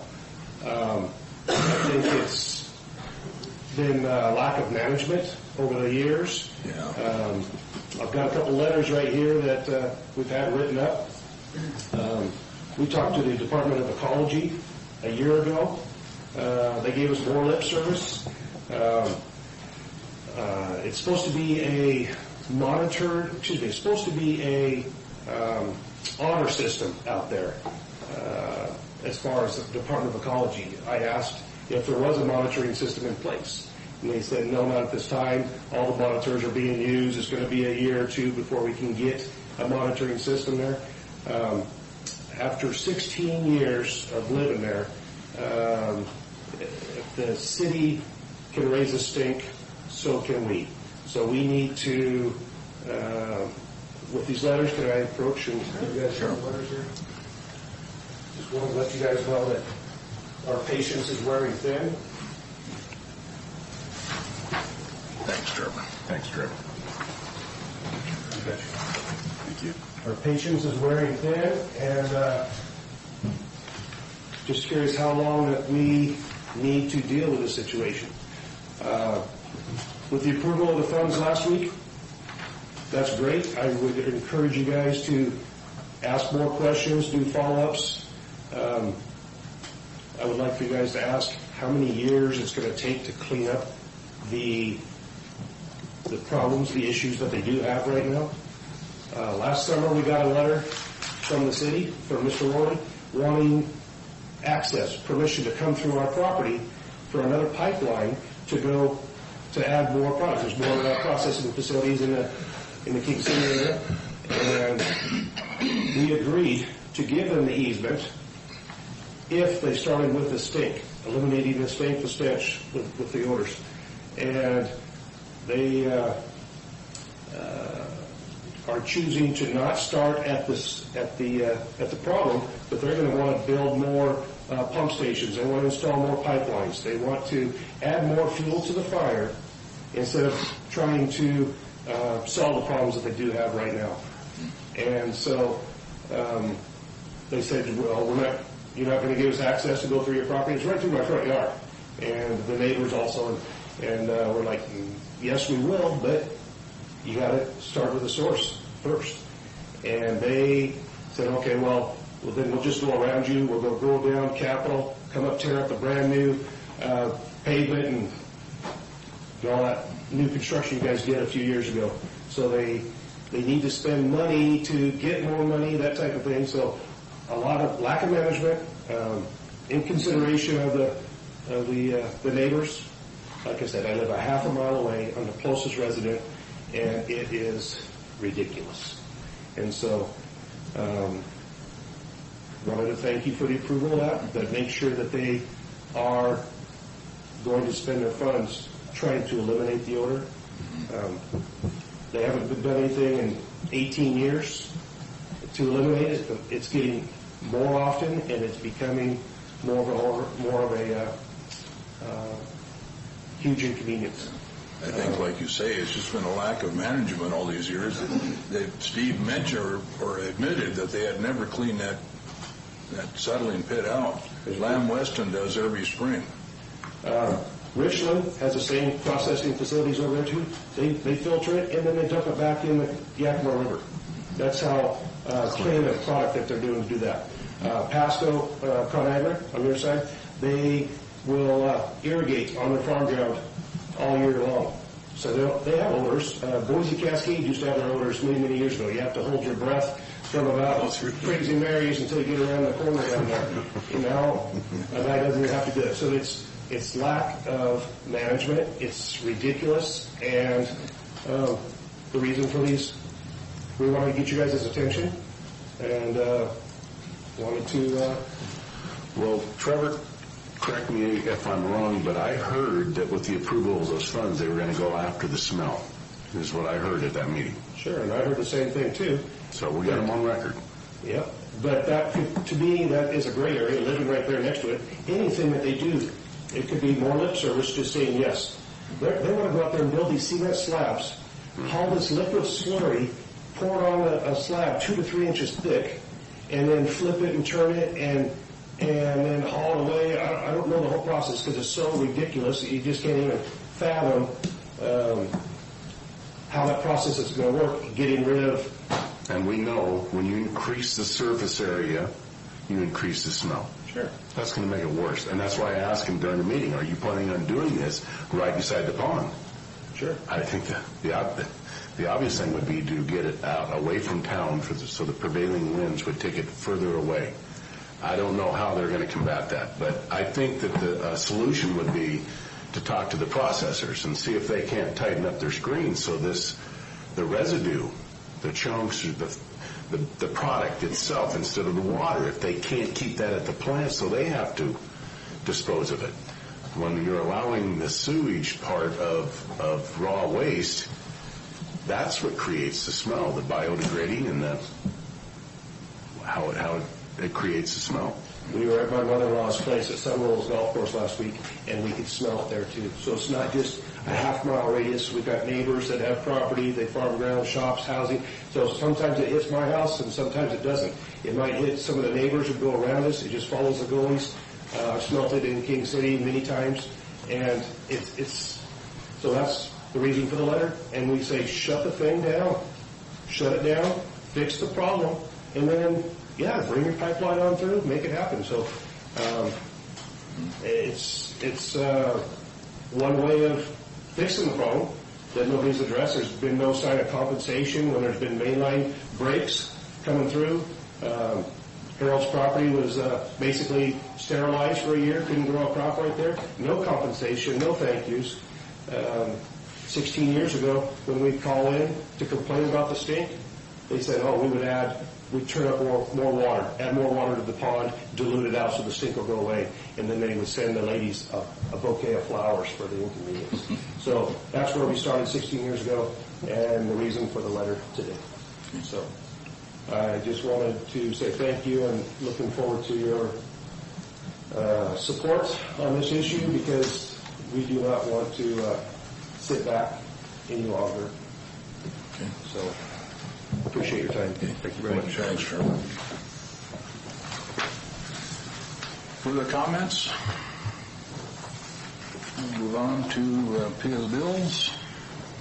All right, Mr. Chairman, we only have one today. This is fund expenditures. Move for approval of fund expenditures in the total amount of $852,291.44 as presented. Note for the record, this has been reviewed and signed by the county administrator, 2 representatives of the county auditor's office. I second. All in favor? Aye. We'll move on to consent agenda 1 through 5. And Mr. Chairman, move for approval of consent agenda as presented, and I'm sure there'll be discussion. I have a couple items of my own. I second with discussion on items 1 and 2. Okay. Discussion? Mr. Chairman, on item 1, just wanted to ask why it is that the first contract wasn't fully executed and the work completed. It's necessitating a new contract. Anybody know? Timing and financing. Is this for the pods in the cell? This is actually for the old work release area, the front part of the jail, where they're using that for intake and classification, more space for the female inmates that are coming in. Okay. And so the duration on this contract is the same as the last? I believe so. Is the delay because of the proximity of the work and the fact that the people still got to be coming in and they can't get the work done? Or No, it's just been a timing issue in getting materials and our labor in place to do it. Jen, you want to go back? Some of the delay came from a back order of the cell doors. We're not able to get them in place. I believe it's in Texas. There is a sort of back order that's been lasting a few months, and so that's delaying other things. Things have to go in order on the construction, so that delayed things for a bit. And I'm not sure what stats from those doors if you received them or not. That's what has delayed a lot of construction out there.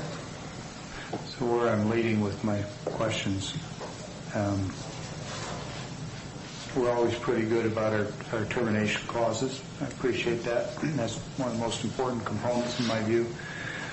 But sometimes having an option for mutual renewal, for project delays, whatever, and so maybe we could look at developing a stock paragraph like that we can incorporate in some of these service contracts, keep us from having to reissue a new contract. And I'll defer to our legal folks as to whether or not once that contract expires we have to go back out or not, because really we're talking about finishing an incomplete project. We do not need to go out. Okay. Just the project's delayed and we can't get it done in time. But you're right, the next paragraph is unusual. Yeah. Okay. Extension would probably be easier than re-signing the contract. and I probably won't get this question answered, but will it be completed with the new time frame? I hope so. Sure. It's one of the places that we contracted with provide the doors, and they're consistent with all the other doors in the jail, so we don't need different keys. Are the doors here now? I don't know. I don't have an update on whether or not the doors finally arrived. Hopefully they have.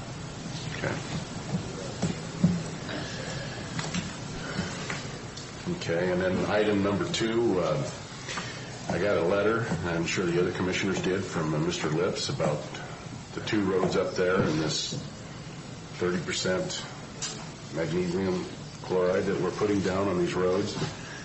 And I just want to know, how are we analyzing these roads as to which ones we're putting that on? Because it is creating a problem on some of these roads that have a clayish type soil. And if we're going to take a look at the roads before we put this down, because from the pictures, I can see the mess that they're having to endure with rainfall or watering systems as they had down here on the road in Pasco.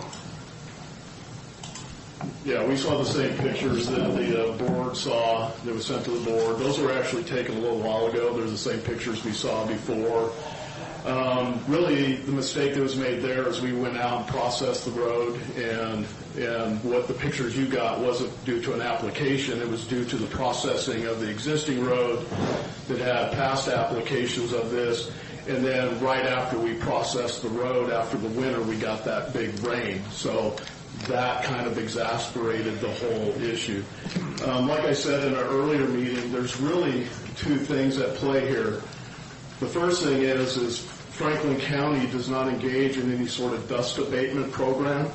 What we engage in for our normal activities is we do what we call base stabilization, and we look at roads where we can certainly see some huge benefit from a maintenance standpoint, like Palouse Falls and others.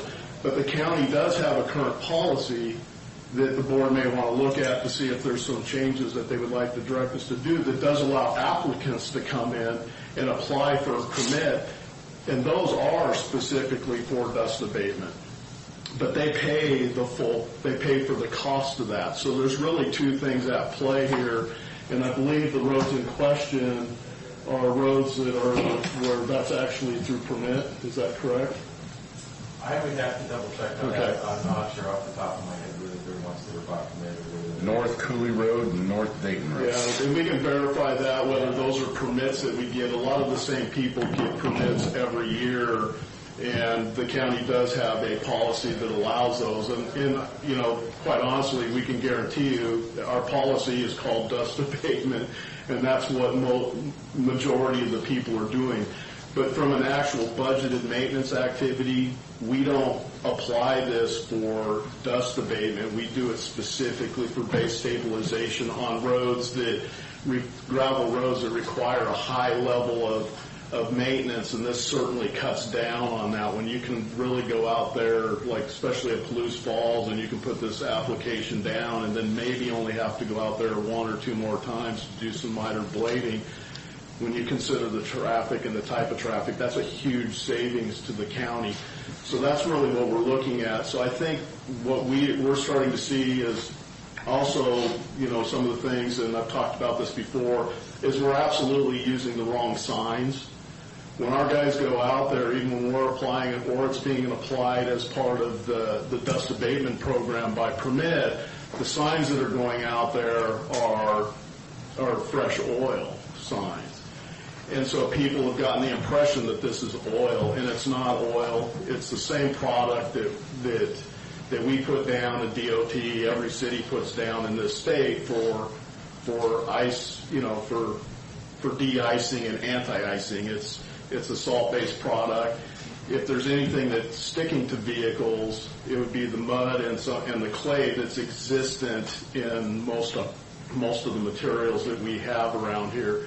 Certainly, we don't use any binders. Envirotech, who we go with, there are some that you can get binders. They don't use a binder, so there's no binders. So some of the things that we're hearing,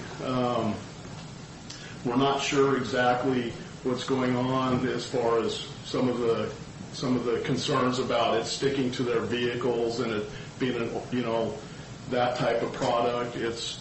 It's really not that type of product, so our assumption is it's probably more the caliche and the clays that may be existent in some of the materials out there throughout the county. And certainly when that gets wet, I mean, we've all seen it, but I've also seen it the day or two after where it sets up almost like concrete. So it certainly does have its place in what we do, and certainly has a place with some of the residents who want that dust abatement properties.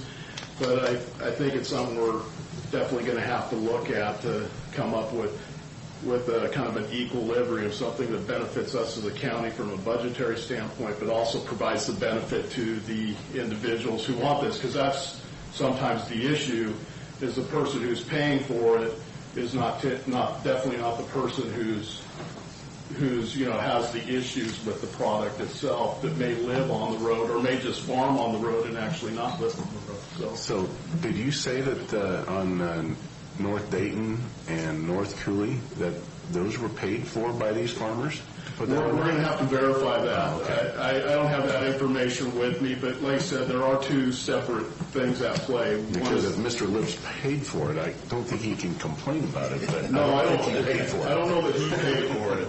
But we do get that a lot on some of our other roads where residents do pay for it, and then you have somebody, in some cases, who doesn't even live on the road. He may farm on the road complaining about it.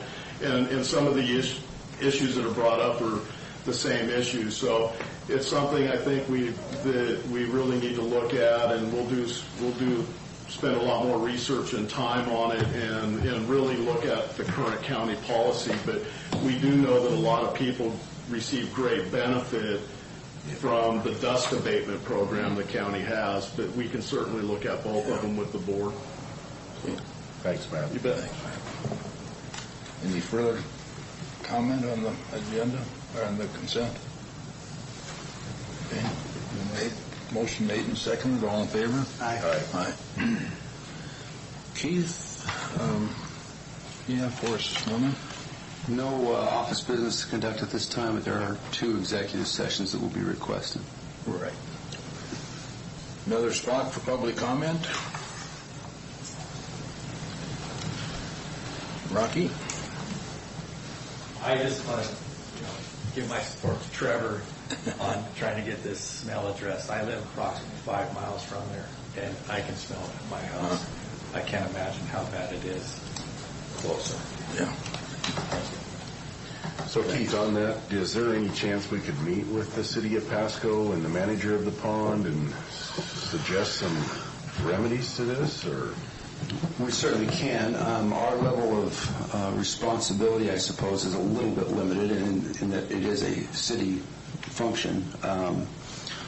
But clearly our county residents are the ones that being impacted by the smell. I took the opportunity to learn a little bit more about the project myself and drove out there and concur that it would be difficult living close to that. But yes, certainly we meet with Mr. Worley and Dave Zabel and other representatives from the city, and I'll continue those conversations. I'm sure they'd be more than happy to meet with commissioners individually or come before the board for discussion if you would like us to arrange that. Yeah. Or we could have a meeting out there at the site. Right next to the pond. In fact, we'll serve lunch, too, on your patio. Just an idea. Yeah. Good idea. All right. With that, we'll be going into executive session. I don't believe there will be any decisions made from these. On this first one, there could be potential action, I believe, following that discussion. We'd like to take a 5-minute break while we finish signing these before we go into executive session.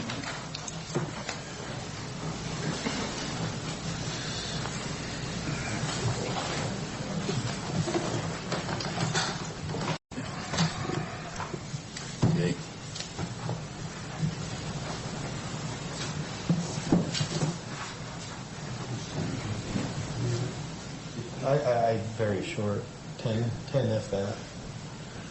Mr. Chairman, I request an executive session for up to 10 minutes under RCW 42.30, paragraph 110, subparagraph 1G, evaluate the qualifications of an application for public employment. Ask that myself, the clerk, the prosecuting attorney, Sean Sant, and the HR director, Carly Nave, be allowed to participate. The next executive session is under the same RCW and footnotes. Can we just... Will the participants be the same? No. Then we'll have to split them. Okay. You said 10 minutes. Yes, sir. Okay. We are out of executive session. No decisions made. We do have a personnel action form in front of us for Daniel Stover. Yes. Mr. Chairman, move for approval of the requested personnel action and authority for the chair to sign on behalf of the board. I second. All in favor? Aye. Okay. While you're signing that, Mr. Chairman, The remaining executive session is also requested at RCW 42.30.110, paragraph 1, subparagraph G, to review the performance of a public employee. Request up to 20 minutes. Any more time? 30 minutes? 30 minutes, and would exclude everyone except the board and the HR director, Carly, and call in the county administrator as needed. Okay. Thank you, Commissioner.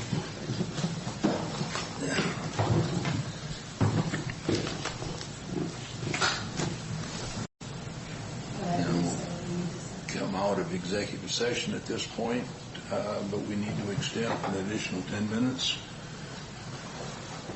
under the same RCW.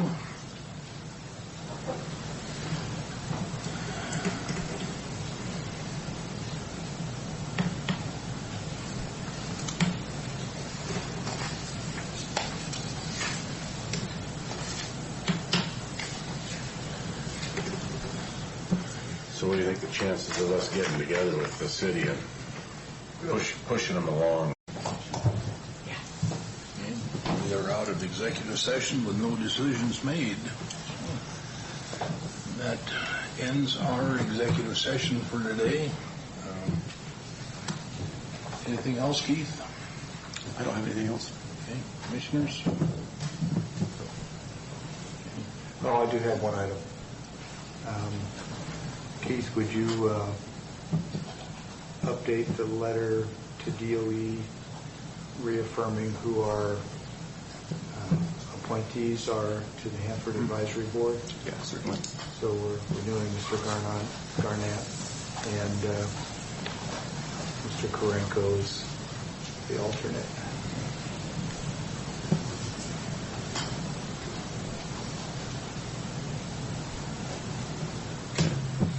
Gentlemen, remember that I guess it's next week that I'll be out. I have no idea if it's going to be all week or I